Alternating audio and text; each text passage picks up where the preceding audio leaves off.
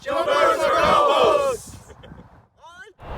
We're here in Bray for another game of Jumpers for Goalposts. It's game 13, and the level of support this mental health initiative has received, both online and at games, has just gone way beyond our expectations. And it's all about communities and reconnections, making new connections with people. So last week we reconnected with Robbie Ryan, and we talked about his experiences playing Jumpers for Goalposts as a kid in Ballybrack.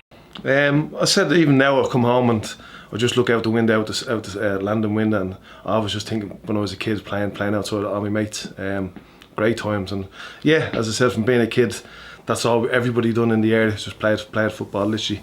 The minute you finish school, bags in, as you said, out, put the jumpers down, whether it be 2 lads or 6 lads, it'd be 4v2, 3v3, 1v1s, just every day. And still, as I said, I still come home and still look out and think about it. Great times, and so still in touch with the lads. I'm actually meeting one or two of them tomorrow for a drink. So, yeah. And is that where you think you developed your skill out in the streets, like? Yeah, definitely. As I said, I was actually chatting to someone yesterday from another court. We used to play courts against courts, like 10v10 and all that, and we used to chat about it. So last time I seen you was playing Jumpers for Goalposts.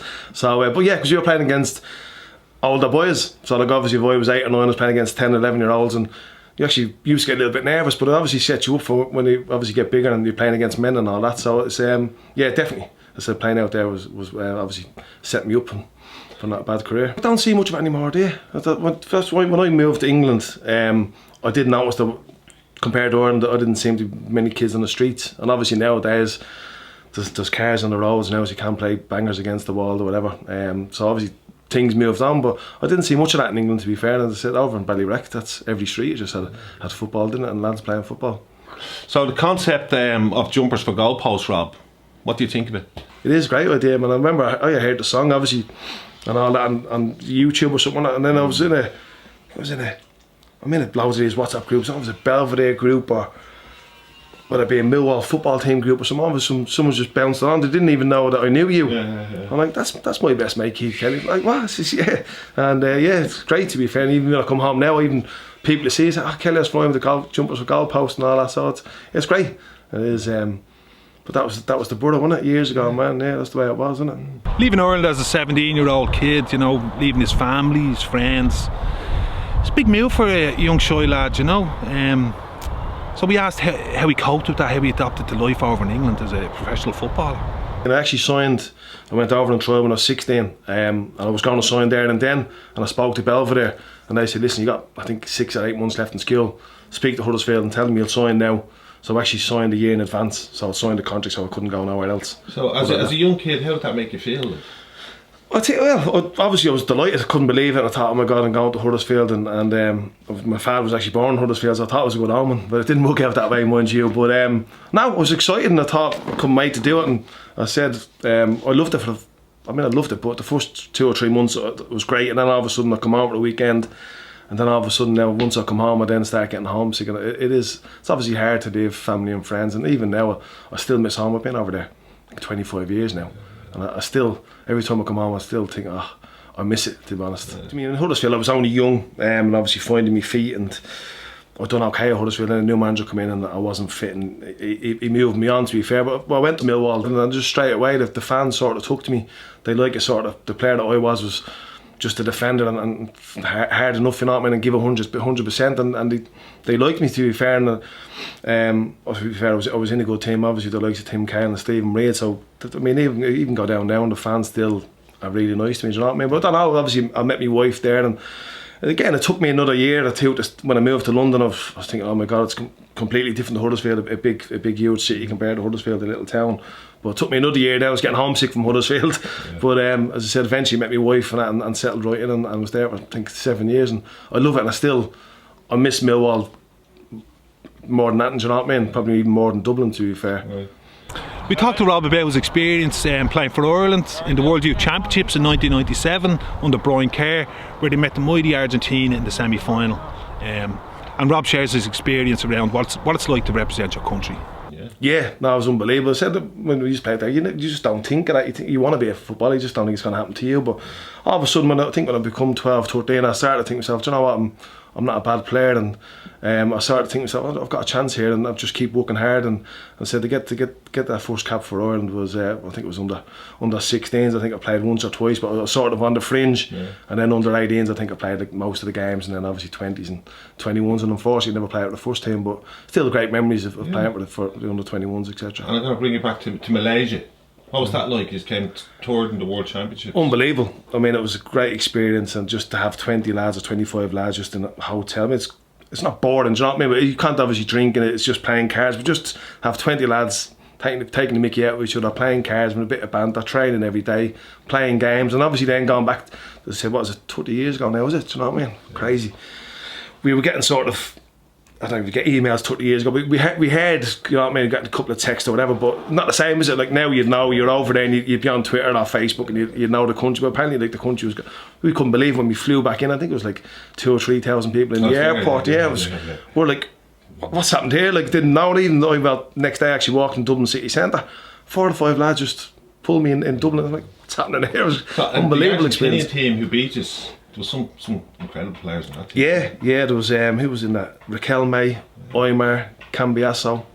I think there was 1 or 2 other players. Yeah, it was, who went on to fulfil. Yeah. And unfortunately for the Irish team, it was only really Duffer went and played in the Premier League, and I think Glenn Crowe got 1 cap or whatever. But Duffer was the only one who actually played in the Premier League. To be fair, we had a nice little team. But I remember at the time, I think Mick McCarthy just taken over, and he sort of took the likes of Ian Hart, Stephen Carr, Kevin Kilbane, who could have probably went to Malaysia, but he had them with the first team, and obviously then the likes of myself and all that went. Obviously we were underdogs, even with them we probably would have been underdogs, but yeah, we just had a great team spirit. It really was.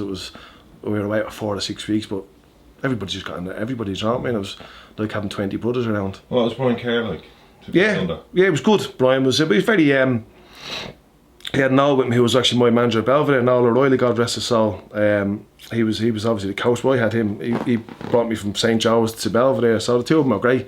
Mad, both of them are mad. And Brian's, he worked a lot on set pieces and all that, you know what I mean, and just had you disciplined and told you what to do or whatever, so he was good. But the lads respect him. I think for a lot of football, I think if you like the manager, it's half the battle, because obviously you're playing for Ireland or playing for Huddersfield or Millwall, whoever it may be, you're obviously a good player to be there. So as long as I think you can get on with the manager and you like the way he wants to play or what he wants off you, I think you're halfway there as a manager, to be honest. You don't need it.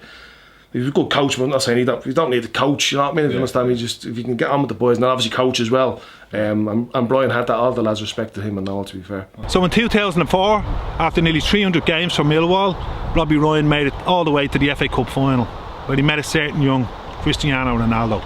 He tells us what that was like. Mad. To be honest, I mean, when I think I played around probably 400 games, but like the first 100 games, I used to get really, really nervous before the games. Even that, you used to come over, didn't you, on a Friday, and I wouldn't talk to you on a Friday night. And as I say, you and my dad said, just go to the pub, I don't want to see you, and I'll see you at 12 o'clock tomorrow.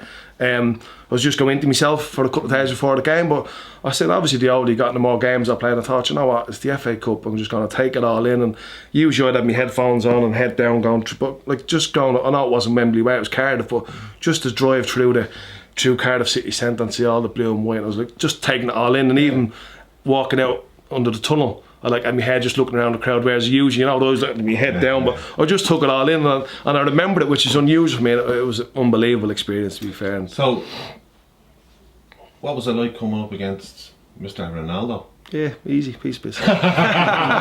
He's still there.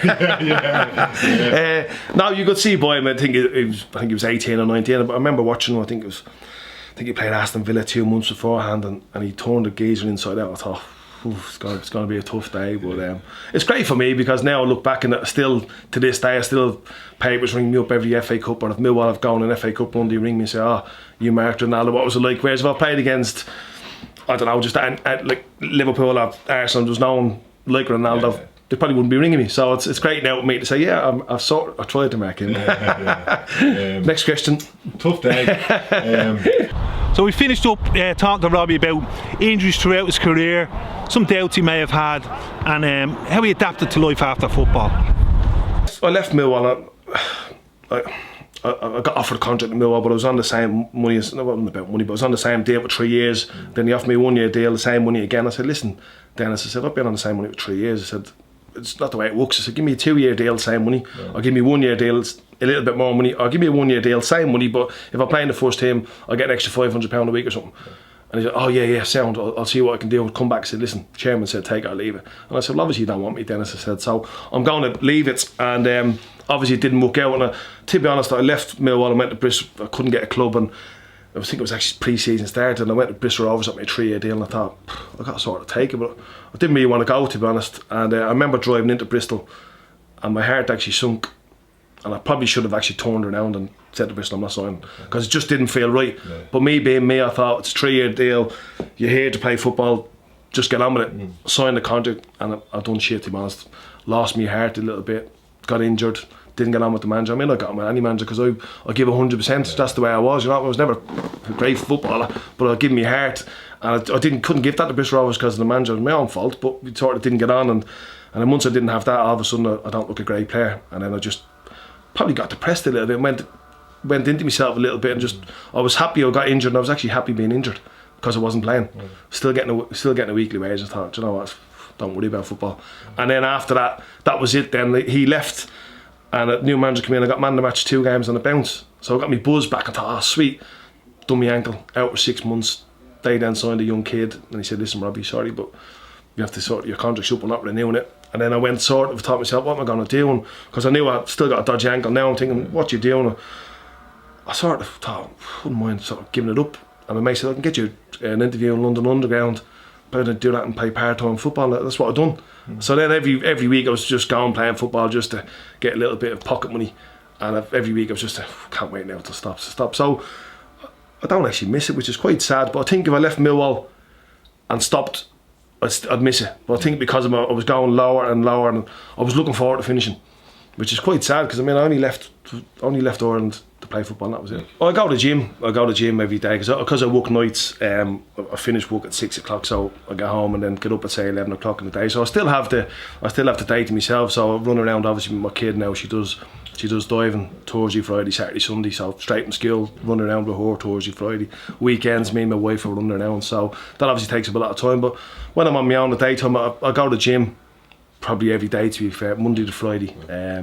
So obviously I go boxing training once a week, so I get me released that way. So I still try and I go through a phase. If I'm here now in Ireland for a week, I'll probably take me 2 weeks to get back into the gym, because you think I'll start next Monday and I will miss it. But then once I start that Monday, I will go down for 6 weeks until I miss a week. So I do go religiously, and it's obviously my release, because if I don't go, my wife comes home and looks at, you haven't been to the gym today, I'm in a bad mood. So I try and go, because I'm on my own all day, and anyhow, what am I going to do? Just sit there and watch television? So I have to get out of the house, and the gym, I do enjoy just lifting, nothing too heavy, just lifting a bit of weights. It's just to get me out of the house, to be honest. And I go for an hour a day, and that's mainly what I do, to be fairness, and obviously run around after my kid at weekends and stuff like that. I left 17, 42, so I'm 25 years now. So yeah, and I come home, I sort of just lay in bed, and my man's got the pictures there, and he's just sort of reminiscing. I sort of forget. Yeah, well, I think she's on about doing me room up. I said, man, just leave it the way it is. Not unless you're going to get someone in. I don't know, but I think my man's always wanting to do stuff up. But yeah, it's great coming home and just